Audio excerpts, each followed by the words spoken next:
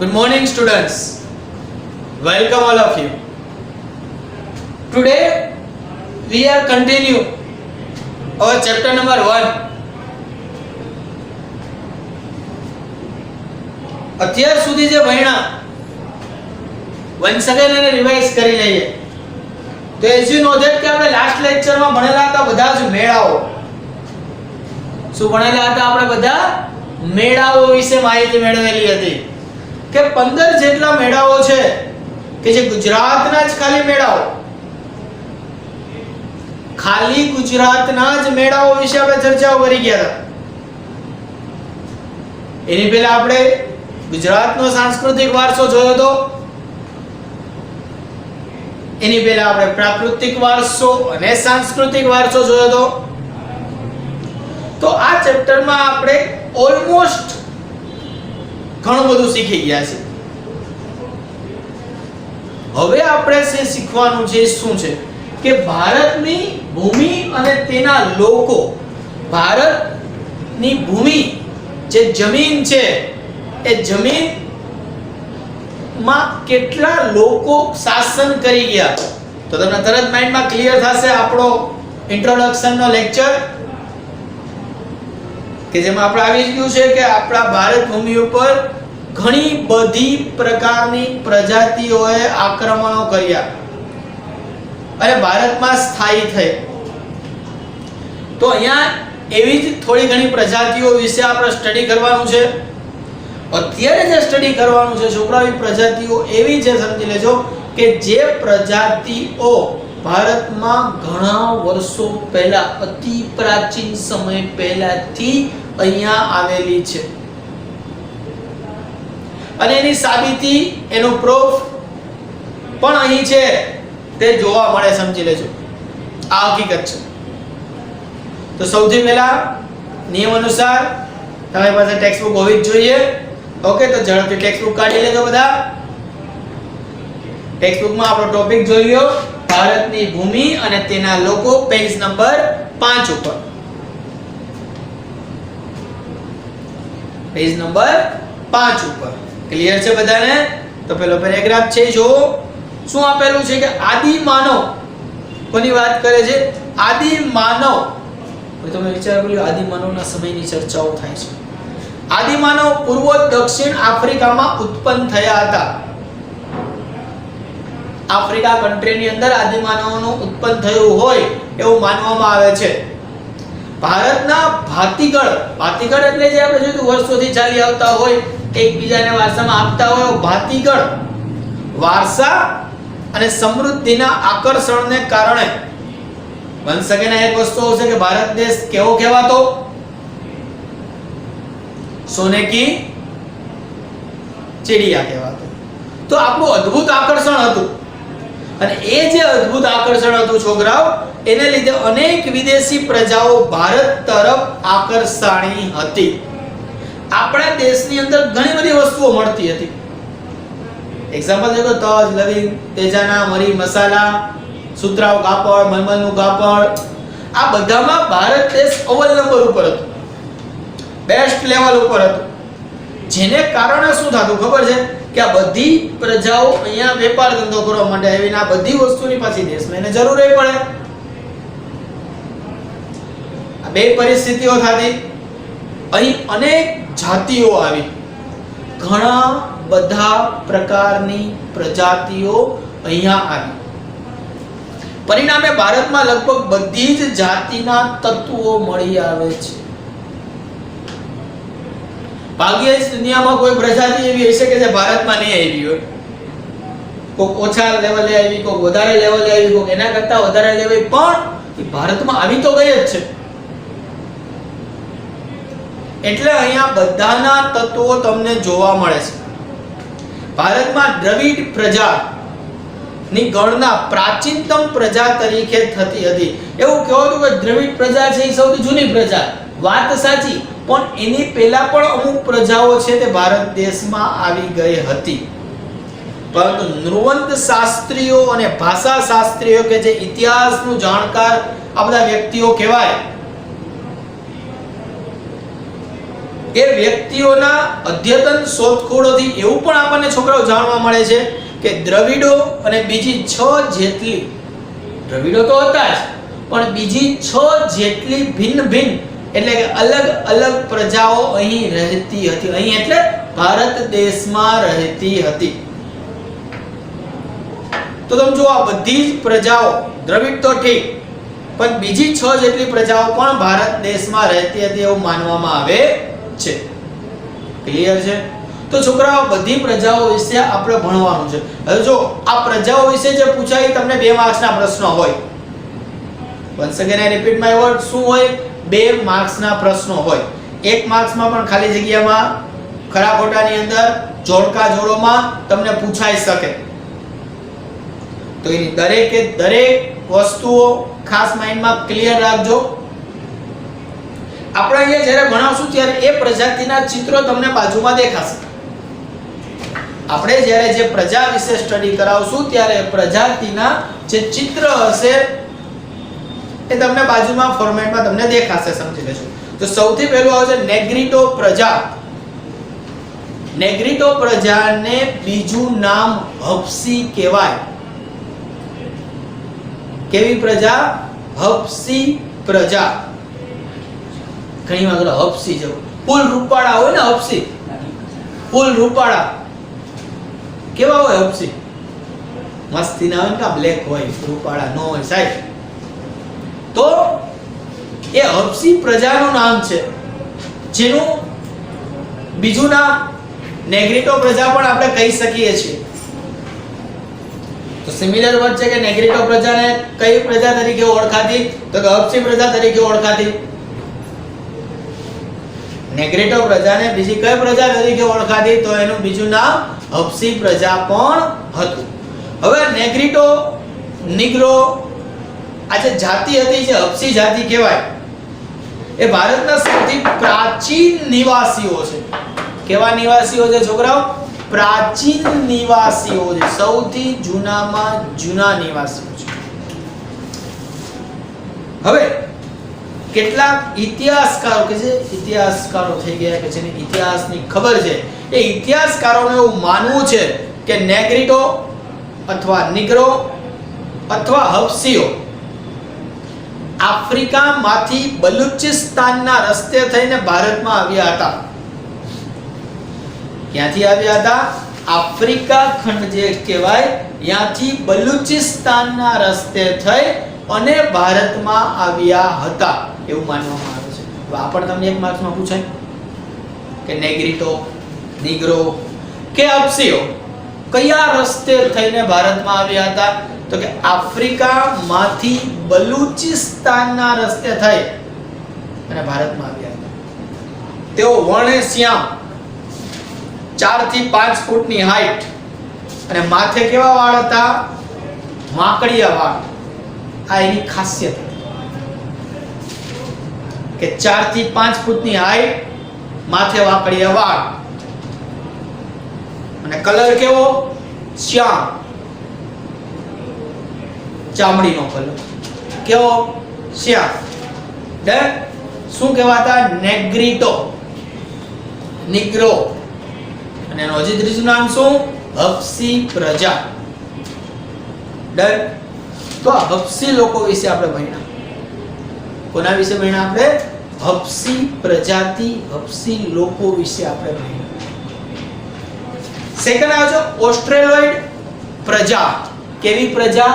Australoid પ્રજા. આ Australoid પ્રજાનું પણ બીજું નામ છે નિષાદ પ્રજા. ઓસ્ટ્રેલોઇડ પ્રજા કે જેનું બીજું નામ શું છે? નિષાદ પ્રજા. આ લોકો કેવા હતા? ક્યાંથી આવ્યા હતા?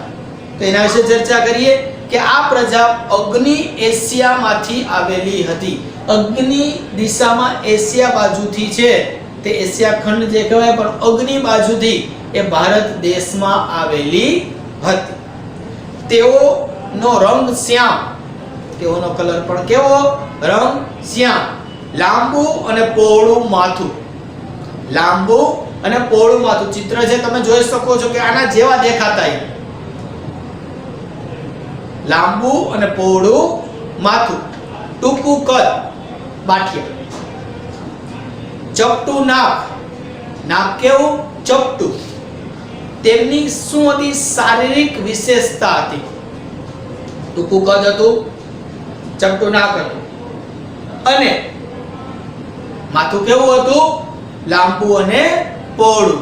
શું હતી એની શારીરિક વિશેષતા? ભારતમાં આવેલા આર્યો, ભારતમાં જે આર્ય લોકો આવ્યા હતા એ આર્ય લોકોએ ઓસ્ટ્રેલોઇડ પ્રજાને નિષાદ કહેતા, એટલે એનું નામ નિષાદ કીધું. આપણે કેમ ગમે એને બીજા નામથી બોલાવતા હોય, એ આર્ય પ્રજા છે તે ઓસ્ટ્રેલોઇડ પ્રજાને નિષાદ પ્રજા કહેતી હતી. ભીલી પ્રજા માટે નિષાદ શબ્દ પ્રયોજવામાં આવતો, એટલે કે બોલવામાં આવતો. ભારતની કોલ અને મુંડા જાતિ અસમ રાજ્ય જે છે એની ખાસી પ્રજા, આંદામાન નિકોબાર છે, બ્રહ્મદેશ જે હાલનું મ્યાનમાર કહેવાય છે, એની પ્રજાતિઓમાં આ પ્રજાના લક્ષણો અત્યારે જોવા મળે છે.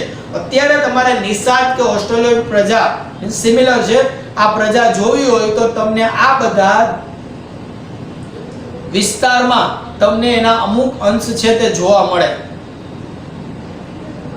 અસમમાં જાઓ તો તમને આવા માણસો તમને જોવા મળે કે ટૂંકું કદ હોય, ચપટું નાક હોય, લાંબુ ને પહોળું માથું હોય, સમજી લેજો આવા લોકો તમને જોવા મળે. ભારતની સંસ્કૃતિ અને સભ્યતાના વિકાસમાં ભારતની જે સંસ્કૃતિ છે અને જે સભ્યતા છે એને ડેવલપ કરવામાં આ પ્રજાનો ફાળો વિશેષ છે. વિશેષ મીન્સ સૌથી વધારે છે, સારામાં સારો છે.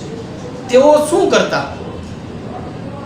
નિષાદ પ્રજા એવી ઓસ્ટ્રેલિયન પ્રજા જેને કહેવાય છે, હવે લોકોએ કામ શું કરતા એને આપણને શીખવાડ્યું શું?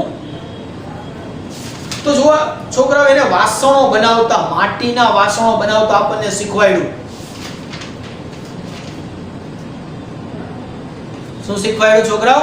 માટીના વાસણો આપણને બનાવતા શીખવાડ્યું છોકરાઓ. પછી ખેતી કરતા શીખવાડ્યું. પછી સુતરાઉ કાપડ, એનું વણાટ કામ કેવી રીતે કરવું વગેરે જેવા કેટલાક કૌશલ્યો માટે જાણીતા હતા. મીન્સ કે આપણને આ બધું એને શીખવાડેલું છે. આપણને આ બધી વસ્તુ કોને શીખવાડેલી છે? એ લોકોએ, એટલે નિષાદ પ્રજાએ શીખવાડેલી છે. તેઓ પોતાની ધાર્મિક માન્યતાઓ ધરાવતા, જેમ આપણી ધાર્મિક માન્યતા હોય એમ નિષાદ પ્રજાની પણ અમુક ધાર્મિક માન્યતાઓ હતી. એ લોકોનો જે ધર્મ હતો એની અમુક શું હતી છોકરાઓ? માન્યતા હતી. ક્લિયર છે? તો આ શેના વિશે આપણે ભણ્યા? ઓસ્ટ્રેલોઇડ પ્રજા વિશે ભણ્યા. નિષાદ પ્રજા વિશે આપણે માહિતી મેળવી. શેના વિશે? નિષાદ પ્રજા વિશે આપણે ચર્ચા કરી. હવે વિચારો કે નિષાદ નામ કોણે પાડેલું હતું? કઈ પ્રજાએ પાડેલું હતું? તો કે આર્ય પ્રજાએ નામ પાડેલું હતું. ક્યાંથી આવેલા હતા? તો કે અગ્નિ એશિયાના દેશોમાંથી તે લોકો અહીં આવેલા હતા. એ લોકોએ આપણને શું શીખવાડ્યું? તો માટીના વાસણો બનાવતા શીખવાડ્યું, ખેતી કરતા શીખવાડ્યું, સુતરાઉ કપડાનું વણાટકામ શીખવાડ્યું અને બીજા ઘણા બધા કૌશલ્યો જે હતા એ જાણતા હતા. આટલી વસ્તુ છોકરાઓ આપણને શીખવાડી. કોને શીખવાડી? નિષાદ પ્રજાએ. ક્લિયર છે? તો આપણે બે પ્રજાઓ વિશે માહિતી મેળવી. કેટલી પ્રજા વિશે માહિતી મેળવી? બે પ્રજાઓ વિશે. તો ચલો બે પ્રજા વિશે જે માહિતી મેળવી 1 મિનિટ આપું છું, ઝડપથી રીડ કરી લ્યો. ત્યાર પછી આપણે ત્રીજી પ્રજા તરફ આગળ વધીએ. તમારી પાસે ટેક્સ્ટ બુક છે, દરેક વ્યક્તિ કમ્પલસરી રીડ કરશે. જો આપણે પહેલી ને બીજી જે પ્રજા વિશે માહિતી ભણ્યા તો જો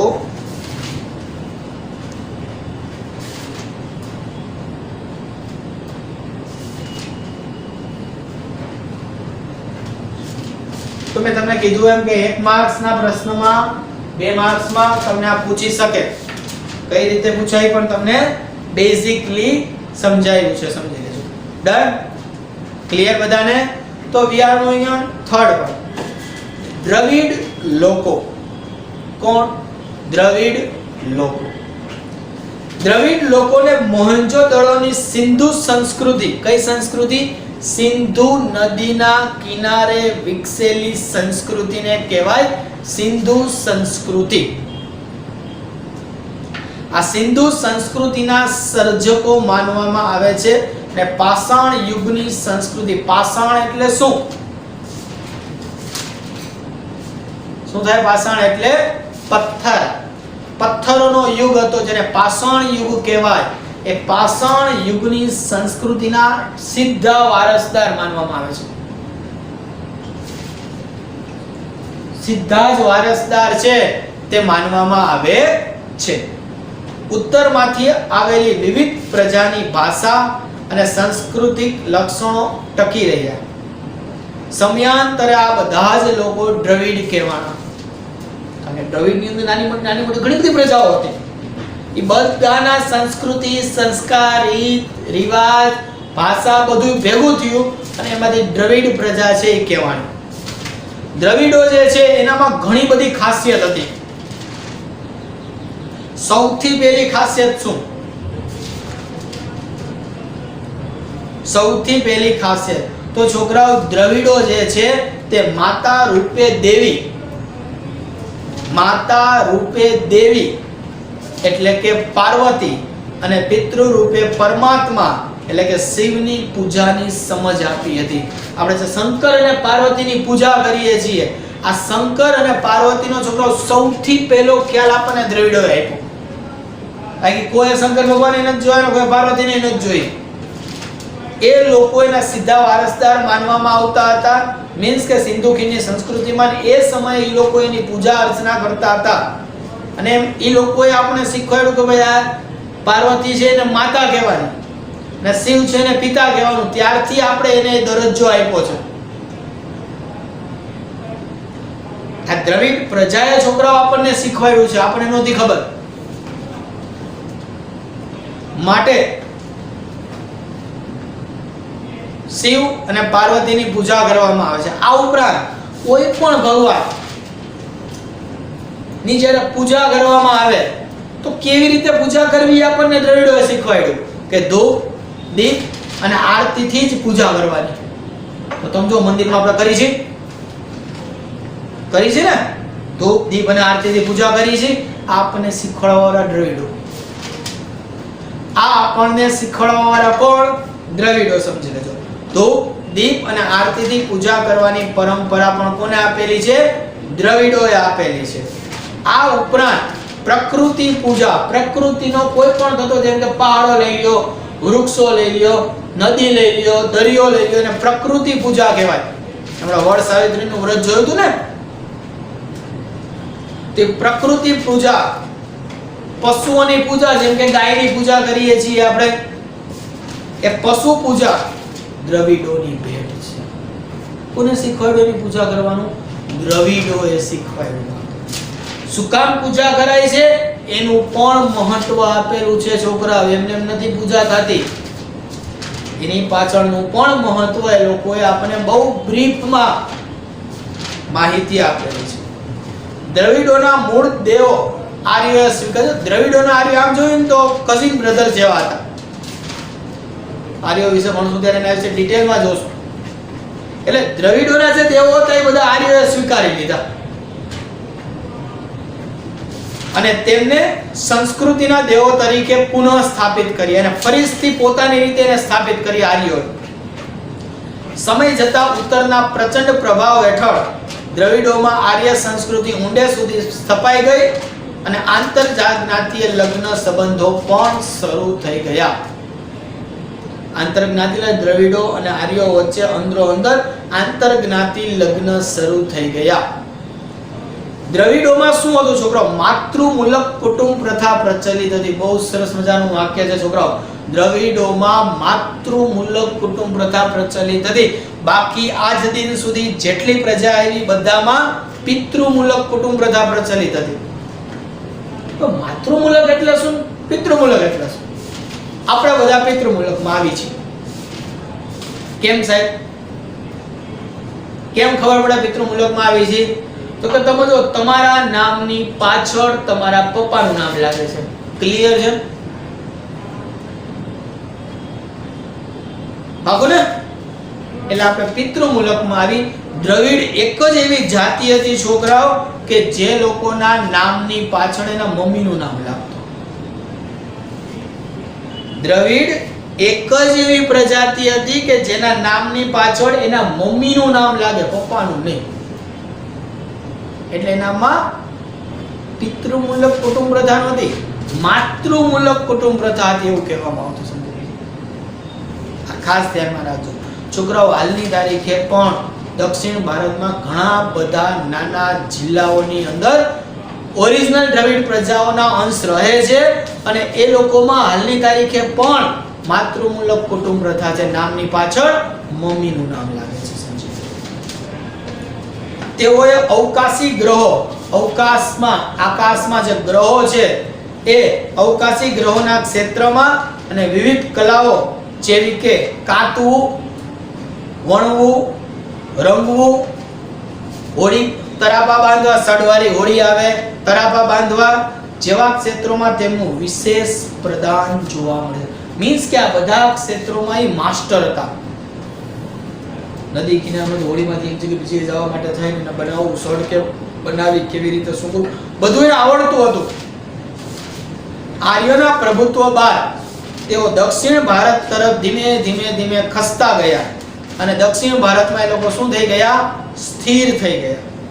આજે દક્ષિણ ભારતમાં દ્રવિડ કુળની તમિલ, તેલુગુ, કન્નડ અને મલયાલમ જેવી ભાષાઓ બોલનારા લોકો વસે છે. પ્રારંભિક તમિલ સાહિત્ય ઉર્મિની અભિવ્યક્તિથી ભરેલું છે. સમજી લેજો. હવે જો આ લાઈન્સ કેવી રીતના સમજાય તમે જો એક લોજિકલી વસ્તુ છે કે આ દક્ષિણ ભારત આખું પેલા દ્રવિડો અહીંયા હતા. ધીમે ધીમે અહીંયા આર્ય લોકોનું પ્રભુત્વ વધી ગયું. તમે જો દ્રવિડ એટલી શાંત, પ્રેમાળ, વ્યવસ્થિત પ્રજાતિ હતી કે કાંઈ બોલ્યા વગર એને ભાગ પાડતી હતી, કાંઈ વાંધો નહીં. આર્યો અહીંયા શાસન કરશે, દ્રવિડો અહીંયા. દ્રવિડ કુળની 4 ભાષા તમિલ, તેલુગુ, કન્નડ, મલયાલમ. સાહેબ સાબિતી કેમ આપો કે એ લોકો અહીંયા જ ગયા હતા? તો સાહેબ તમિલનાડુ, કર્ણાટક, કેરળ, તમે જો આ વિસ્તારમાં તમે હાલની તારીખે જાઓ તમને આ 4 ભાષા બોલનારા લોકો જ જોવા મળશે. જાઓ. બીજી સાબિતી શું? સૌથી વધારે શિવ, બીજું કોણ? પાર્વતીના મંદિર તમે જો સાઉથમાં જ વધારે છે, સારામાં સારા છે. હજી ત્રીજી સાબિતી સૌથી વધારે આપણે કહેવાય ને ધૂપ દીપ થી પૂજા કરવી. દક્ષિણ ભારતના બધા મંદિરો તમે જોઈ લેવો જાઓ, આમાં સૌથી વધારે માને છે. એનો મતલબ કે અહીંયા આર્યો રહ્યા હતા, અહીંયા દ્રવિડો રહ્યા. બે એટલી મેચ્યોર પ્રજાતિ હતી. નો ડાઉટ બંને વચ્ચે લગ્નોત્તર સંબંધો થયા, ઘણા બધા થયા. આર્યનો નાનકડો એક્ઝામ્પલ આપી દઉં. આર્યમાં કોણ આવે? મહાભારતનો સમય તમે જો શ્રી કૃષ્ણ ભગવાન હોય કે પછી એ સમયના કોઈ પણ અર્જુન ભીમ લઈ રહ્યો તો એને આર્યો કહેવાતા. શું કહેવાતા? આર્યો. એ લોકો શંકર ભગવાનને માનતા, પાર્વતીમાં માનતા જ ને. એ લોકો આ શીખવાડેલું હતું. તો દ્રવિડ પ્રજા જે છે એ દક્ષિણ ભારતમાં સ્થિર થઈ ગઈ. શું થઈ ગઈ? સ્થિર થઈ ગઈ. ઉત્તરમાં આર્યો. ધીમે ધીમે બધા જ ભારતીયો થઈ જશે. ડન. તો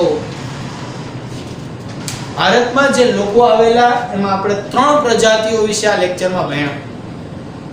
જેના વિશે ભણ્યા? 3 પ્રજાતિઓ વિશે આપણા લેક્ચરની અંદર સ્ટડી કર્યું. ક્લિયર છે? નેક્સ્ટ લેક્ચરમાં આપણે આના પછીની પ્રજાતિઓ વિશે આપણે આગળ વધીશું. તો 3 પ્રજાતિઓ વિશે આપણે સ્ટડી કર્યું. આટલી વસ્તુ તમને જે વર્કશીટમાં આવે એ પ્રમાણે CW માં પણ લખવાની રહેશે. Thank you.